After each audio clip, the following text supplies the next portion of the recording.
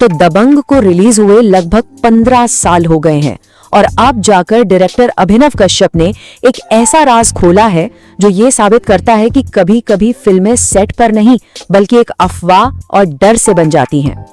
तो चलिए सीधे मुद्दे पर आते हैं और जानते हैं उस एक राज के बारे में जिसकी वजह से हमें एक बिल्कुल अलग दबंग देखने को मिल सकती थी। जरा एक पल के लिए सोचिए, अगर चुलबुल पांडे और उनके पिता प्रजापति पांडे के यादगार किरदार निभाने वाले एक्टर्स कोई और होते तो ये सिर्फ एक हाइपोथेटिकल सवाल नहीं है, बल्कि यही तो फिल्म की असली योजना थी जो कभी हकीकत बन ही नहीं पाई। जिस किरदार को विनोद खन्ना ने हमेशा के लिए यादगार बना दिया वो असल में बॉलीवुड के एक और लेजेंड धर्मेंद्र के लिए था। जी हाँ, प्रजापति पांडे के रोल के लिए डायरेक्टर की पहली और एकमात्र पसंद धर्मेंद्र ही थे। पर रुकिए, कहानी सिर्फ पिता के किरदार तक ही नहीं थी। डायरेक्टर का जो ओरिजिनल विजन था ना, वो तो और भी बड़ा था। चलिए उस पूरे कास्टिंग प्लान पर एक नजर डालते हैं। सलमान खान के चुलबुल पांडे बनने से बहुत पहले डायरेक्टर अभिनव कश्यप इस रोल के लिए सनी देओल या संजय दत्त के बारे में सोच रहे थे। अब जरा कल्पना करके देखिए, पिता धर्मेंद्र और बेटे सनी देओल एक साथ दबंग में, फिल्म का पूरा फ्लेवर ही बदल जाता है ना? तो फिर ऐसा हुआ क्या? यहीं से कहानी में आता है सबसे बड़ा ट्विस्ट, वो एक वजह जिसके चलते ये ड्रीम कास्ट बस एक सपना ही रह गई। तो ये ड्रीम कास्ट हकीकत क्यों नहीं बन पाई? इसकी वजह बहुत ही अजीब है। एक शब्द में कहें तो डर। जी हाँ, डायरेक्टर अभिनव कश्यप को सनी देओल से डर लगता था। अब सवाल ये उठता है कि भाई एक डायरेक्टर को इंडस्ट्री के इतने बड़े, इतने स्थापित एक्टर से डर क्यों लगेगा? ये कोई आम घबराहट तो थी नहीं, इसके पीछे एक बहुत ही खास वजह थी। इस डर की जड़ थी इंडस्ट्री में सुनी सुनाई एक पुरानी कहानी, एक ऐसा किस्सा जिसने अभिनव कश्यप के दिमाग पर इतनी गहरी छाप छोड़ी कि उन्होंने अपना पूरा का पूरा विजन ही बदल डाला। तो अभिनव कश्यप ने खुद बताया उनके ही शब्दों में कि उन्होंने सुना था कि सनी देओल एक बार डायरेक्टर कांति शाह पर इतने गुस्सा हो गए थे कि उन्हें मारने दौड़ पड़े थे।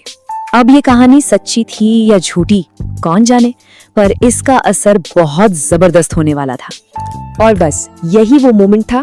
उस एक किस्से के आधार पर अभिनव ने तय कर लिया कि ये रिस्क तो वो बिल्कुल नहीं ले सकते। सोचिए, एक अनवेरिफाइड कहानी ने इतनी बड़ी फिल्म की पूरी कास्टिंग ही बदल दी। इसका असर ना एक डोमिनो इफेक्ट जैसा हुआ। सनी देओल के गुस्से का खौफ इतना था कि अभिनव उनके पिता लेजेंडरी धर्मेंद्र के पास जाकर उन्हें ठीक से रोल सुनाने की हिम्मत ही नहीं कर पाए। उनके मन में यही चलता रहा कि अगर धर्मेंद्र जी को रोल पसंद नहीं आया तो क्या होगा, और बस इसी झिझक में वो ओरिजिनल आइडिया हमेशा के लिए दफन हो गया। तो जब ओरिजिनल प्लान पूरी तरह से फेल हो गया तब कास्टिंग की ये गुत्थी सुलझी कैसे? चलिए देखते हैं कि फिर सीन में विनोद खन्ना जी की एंट्री कैसे हुई। जब धर्मेंद्र वाला रास्ता बंद हो गया तो एक नया दरवाजा खुला और इसका क्रेडिट जाता है फिल्म के असली स्टार सलमान खान को। इसका हल बहुत ही सिंपल निकला। सलमान खान ने विनोद खन्ना का नाम सजेस्ट किया, अभिनव कश्यप उनसे मिले, उन्हें कहानी सुनाई और विनोद खन्ना जी को स्क्रिप्ट इतनी पसंद आई कि वो फौरन तैयार हो गए। और इस तरह हमें मिला प्रजापति पांडे का वो आइकॉनिक किरदार जिसे हम आज जानते हैं। तो चलिए अब इस पूरी फिल्मी कहानी से जो बड़ी सीख मिलती है जरा उस पर भी बात कर लेते हैं। जरा सोचिए, 2010 में दबंग एक जबरदस्त ब्लॉकबस्टर बनती है और अब लगभग 15 साल बाद ये राज हमारे सामने आ रहा है। ये हमें फिल्म मेकिंग की दुनिया को एक बिल्कुल ही अलग नजरिए से देखने का मौका देता है। ये कहानी हमें शानदार तरीके से ये दिखाती है कि फिल्म बनाने के पीछे कितनी अनदेखी ताकतें काम करती हैं।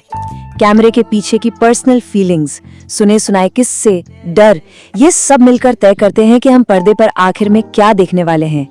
एक तरह से एक अफवाह ने सिनेमा का इतिहास ही बदल दिया।